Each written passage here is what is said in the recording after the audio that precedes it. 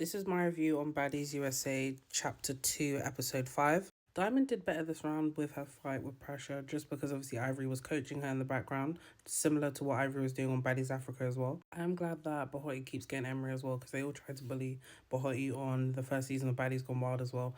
And the only Emery should shut her mouth, if I'm honest, because the only reason Emery's here is because of Bahoti. So be grateful. I feel like Bahoti was doing a bit too much though this scene, sorry, because she went over the balcony and that could have been a risk to herself in regards to health and safety risk, because you're not wearing anything to cover yourself in regards to if you were to fall, no harness, no nothing, and it's a huge difference between the balcony and obviously the floor underneath you as well. So I'm really confused, but she is very quick though, so I'm curious to know if she did track and field before. Then we have Summer and really going read for read, and I'm just thinking in my head like, it's obviously Summer has been getting in the field. She's ran every fade as well, and she's been in there. Even if she doesn't want to fight, she'll let people know whatever and stuff. But Rowley is yet to run a fade, and on top of that as well, it's a coincidence that Daisy, all of a sudden gets into a production, and she's not able to run a fade with Rowley. But I'm just thinking, Rowley, hopefully Daisy comes to the reunion and she gets that of her and they can leave it at that. The thing is, Tommy always rolls with the army, and the other part is Zeus always allow it. So how can you be mad at Tommy when Zeus are enabling the behaviour as well? I did see a glimpse though of DTB's nose, like she was definitely bleeding as well, not inside her nose but on the surface level of her nose, like she had a scratch from her fight with Pressure. But everyone did seem like they were on edge as well though, but I guess it's because they're so used to Tommy getting away with stuff, and also Tommy just pulling anything out of her ass, that they're just thinking, you know what, yeah, let's just see what she's gonna do. I don't think the dolly that obviously came with Tommy needed to say all that as well, call people out their name, call them ugly and all that other stuff, when they weren't even on anything with her. It's like she just started with them for no reason. I don't know why they blurred out Khalil's name though with that situation with Khalil and obviously Stunner Girl, and obviously she says that Khalil jumped in the fight with Stunner Girl. Khalil denies that to this day and says that he never had anything to do with that. But Ivory obviously clearly won that fight with Dolly, but my thing is, why is Lex jumping in for? You're so against people jumping in fights, one-on-ones, all that other stuff, so why are you jumping in for? Had nothing to do with you. You had no relation to the Dolly situation. The only person that should be angry is Ivory, because obviously PTSD, whatever the case is, you didn't have to insert yourself, and you always, and that's what I mean with the moral high ground or moral compass changing depending on the weather as well for certain people. However, though, my thing is, Tommy's friend Tree should have helped Dolly though when Dolly was technically getting jumped by Ivory and Lex though. Didn't make sense for her to just stand to the side for no reason and let it happen. I still don't understand why Tinkerbella was so insistent on fighting Tommy's friend as well. Because I'm thinking, is it over the BB situation with Tommy? But she already had a fight with Tommy though when that happened, and Tommy beat her up. So I'm really confused as to why you wanted to fight her as well. I'm so glad security swung Mariah to the side like one ragdoll, because why are you getting involved? Something that's nothing to do with you. You can't even fight. You're just too much running the mouth. Like, why is she even on this season as well? Why does she keep returning? I'm starting to believe the alleged allegations that Mariah is sleeping with Lemmy. Sorry, I just have to add as well, Mariah is 35 doing this.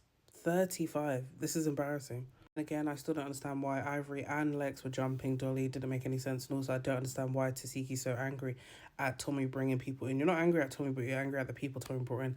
But she didn't bring them for you, so why are you upset? I still don't understand this. Bahoti and Neek, though, are so cute. But I also don't understand why, like, they're basically packing out Tommy's people, if I'm honest.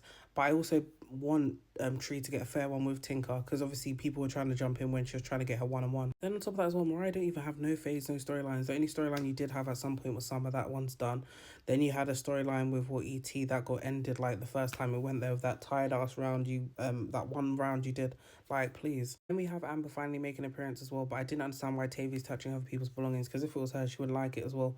And then you're throwing people's stuff, you're doing all this other stuff. You already had a fight with her how many times in a row, and then because her bag falls, that's what you want to do, you're a loser. And this is why I don't feel sorry for Tavi when she got beaten up on her birthday, because why are you trying to fight Amber?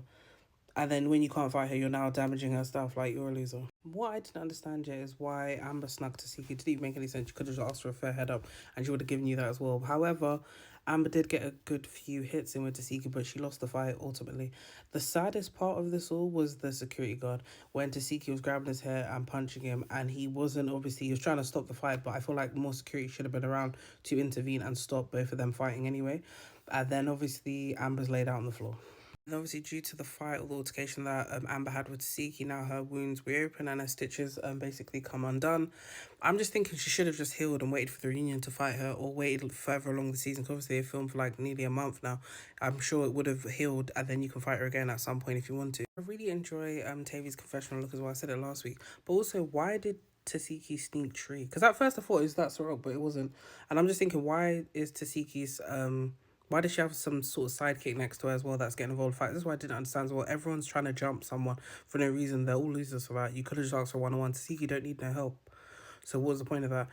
And then Tree even got with Tasiki's program in the end anyway though. But Mariah's a loser, and I'm so glad that she when Tree was backing up as well, she packed out Tasiki's friend and she got her hair and gave her like an uppercut, and we never saw her again on camera. Then again, we have Mariah trying to insert herself again. You're at the corner trying to throw a punch or whatever, or get involved in this situation with Tree and Tasiki. Bear in mind, it seemed like a tie. Nobody really won that fight, if I'm honest.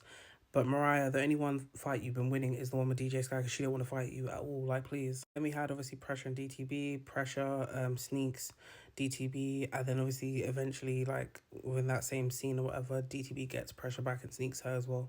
I lie, Tree stood her ground with everyone in the house though, like in regards to even the Tasiki situation. I'm glad that Tommy came back to get a friend, because the last time we've seen Tommy allowing a friend to get beaten up was it Sorok or someone else, and she just stood there. Then she started getting upset because the cameras caught her just standing there doing nothing. I would say overall for the fight with Bahoti and Emery, Bahoti won. It was like a 2-1. So the first round I would say maybe a tie, but it could go either way. The second round I would give to Bahoti as well, and then the third round I'd give to Emery only because she pushed Bahoti and then tried to kick her in the chest, but I don't believe she did. So the first round I'd give to Egypt. The second round I'd say is a tie, and then Kanai got the last round. So I'd say like basically it's not that Egypt won, so I'd say it's a tie all around though. But yeah. Wet looks amazing in her confessional as well. And also the red hair she had in the scene as well. I'm glad that she's back, because I don't know where she went or where she disappeared to. I feel like Bahoi is just really drunk. That's why she's not keeping quiet, and she needs to. But I feel like also they need to be implementing that for everyone else. Because when Ivory randomly started shouting out about, oh, this person's too close to me, I didn't hear anyone else telling her to shut up. But my point is, they need to stop giving people liquor, because if you're gonna give people liquor, expect them to be acting a certain way, like Bahoti is and other people as well, especially depending on the amount of alcohol you're giving them as well. Then Natalie announces that Camilla left and Daisy left as well. Then Natalie starts being messy, reading out a message that Camilla sent as well. This makes sense why Camilla didn't have any confessional as well, so I guess she just left abruptly. But I feel like they should have still given her a confessional. I feel like it was a bit too much to read out the messages there as well, especially when all the girls aren't even listening to what's going on and you want to continuously be messy. It would have made more sense for you to read it out in your confessional, so then there's quiet space where everyone can see it as well. Because obviously when they were showing the text messages on the episode, it was blurred out anyway, because probably personal information is being said and stuff.